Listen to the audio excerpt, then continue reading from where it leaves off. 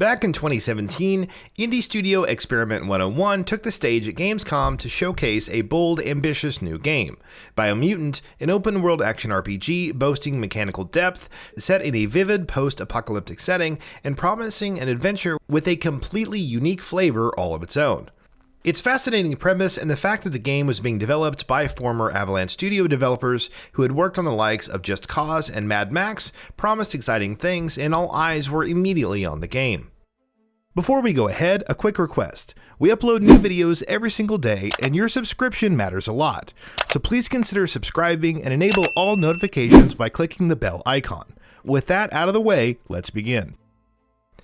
But its development didn't go exactly the way one would have hoped. Originally due out in 2018, the game was pushed back from its target launch window to a 2019 release, and that was the first of many delays.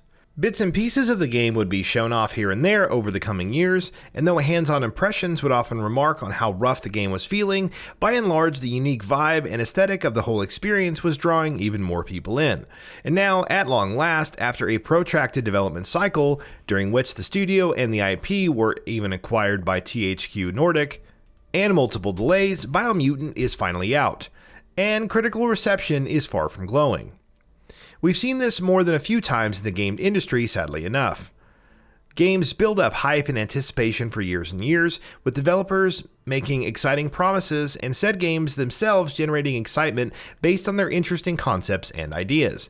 But then, after a lot of anticipation, they launch to less than stellar critical reception. Much to the disappointment of the legions that had been anticipating the game's launch, the experience turns out to have fallen way short of expectations. And sadly, it seems that has been the case with Biomutant as well. At the time of writing, the game has a score of 67 on OpenCritic, and 62, 68, and 67 on Metacritic for its PS4, Xbox One, and PC versions respectively. Our own review of Biomutant, in which we gave it a score of 5 out of 10, and called it too derivative for its own good, wasn't exactly overflowing with praise either. So, what the hell happened? Where did Biomutant go wrong?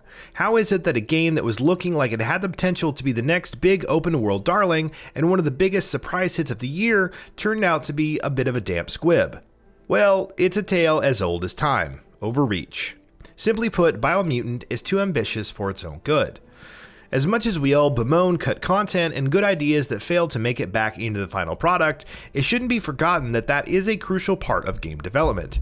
Coming up with exciting ideas is crucial, of course, because if you don't have ideas, you don't have a game. But knowing when to pull back and when to abandon some ideas when it feels like they're not being implemented properly, or that they're conflicting with other parts of the game, or that they're just not gelling with the rest of the experience, is just as crucial, if not more so. Of course, we don't know the behind-the-scenes story of Biomutant, so we don't know what was cut out. Obviously, some things must have gone to the chopping board during the course of development. But playing the game makes it clear that many more things needed to be cut out as well. Because really, Biomutant is a classic case of feature creep. It feels like the developers at Experiment 101 kept on coming up with new concepts, new mechanics, new ideas, and just kept cramming them all into the game, with little to no regard for whether or not things that must have sounded good on paper were good in practice as well. This is a studio of less than 20 people who would have been working on this game for many years. Rather than overreaching and trying to do so much and not managing to do most of those things well, what they should have done was identify fewer key mechanics, polish them to a sheen, and build a game around them. That's crucial in any experience, but especially so in an open world game and in an RPG. On top of that, some of the decisions that Biomutant makes are just baffling. Take the narrator for instance. Every creature you encounter in the game speaks in a made-up language, which is then translated by a narrator, which means that every conversation is twice as long as it should be. Someone says something, stops, the narrator translates, and on it goes. He asks how you are today. Goop says he always does better whenever he leaves failure behind. He's happy his good mood is infectious. Not only does it mean that characters end up being robbed of any unique voice and personality, it's also just a very basic problem that shouldn't have made it into the game in the first place. The more time you spend having to sit through conversations that drone on, the more time you're spending away from actual gameplay.